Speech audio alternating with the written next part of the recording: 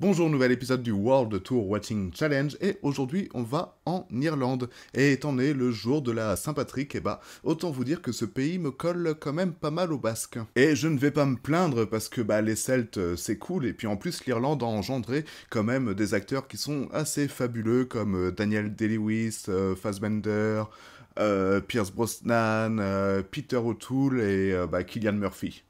Parce que ouais, on prononce Killian et pas Cillian. C'est triste quand même un peu, non?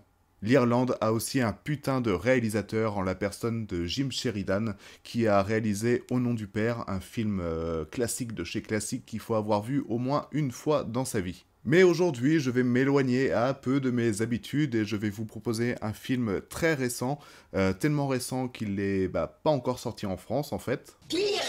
Et en plus, il s'agit d'un film d'animation. On va donc regarder Le Peuple Loup de Tom Moore et Rose Stewart, deux réalisateurs à qui l'on devait déjà Le Chant de la Mer, qui est une petite pépite du cinéma d'animation. Espérons donc que Le Peuple des Loups soit du même acabit.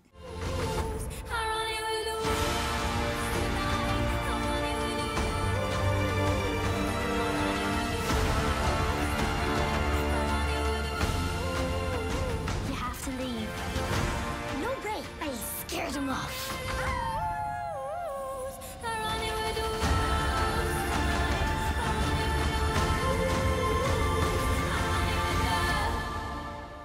Le film débute sur des petits animaux qui vivent tranquillement leur vie dans une forêt paisible. Et ce qu'on peut remarquer au premier abord, c'est que l'animation est sacrément réussie. Elle est vraiment belle et c'est du très haut niveau. On suit ensuite un groupe de bûcherons et on apprend qu'on est en Irlande donc, mais plus précisément à Kilkenny en 1650. Soudain, la forêt semble se montrer menaçante auprès des bûcherons, il y a de la brume qui se lève et il y a des yeux qui brillent dans le noir qui commencent à sortir des bois et on se rend compte bien vite qu'il s'agit en fait de loups. Les bûcherons s'enfuient à toute vitesse sauf un qui se retrouve encerclé. Il essaye de se défendre avec sa petite hache mais ça suffit pas, il se retrouve très vite désarmé, on lui lacère le torse, on lui arrache sa chemise et il se retrouve à terre. Les loups s'apprêtent à le tuer lorsque soudain leurs yeux se mettent à briller et les loups s'en vont en fait, c'est comme s'ils ont été appelés par quelqu'un.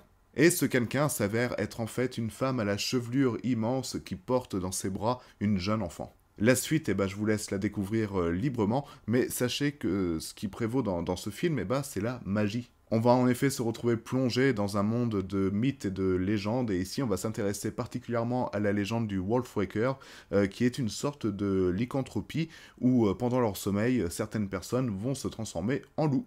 D'une certaine manière, ce film a un côté très proche du cinéma de Miyazaki, parce que d'une part, c'est le point de vue des enfants qui prévaut, d'autre part, il y a une dimension écologique qui est indéniable, avec cette habituelle opposition entre la ville et la nature. Ça fait un peu cliché dit comme ça, mais c'est très bien amené dans le film et très bien réalisé, ça fonctionne toujours autant. Et finalement, le film joue sur plusieurs tableaux. Il peut à la fois être très mignon et empreint de beaucoup de magie, et il peut être aussi très sombre et empreint de beaucoup de tristesse.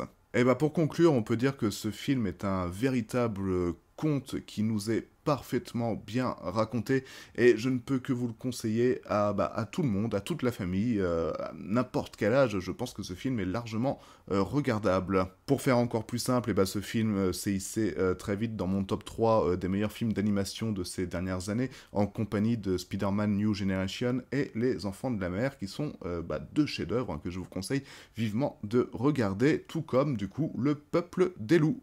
Voilà, c'est tout pour moi pour aujourd'hui. On se retrouve donc la semaine prochaine pour un nouveau film, pour un nouveau pays. Et cette fois, on va encore plus dans le nord puisqu'on va aller en Islande. Bisous!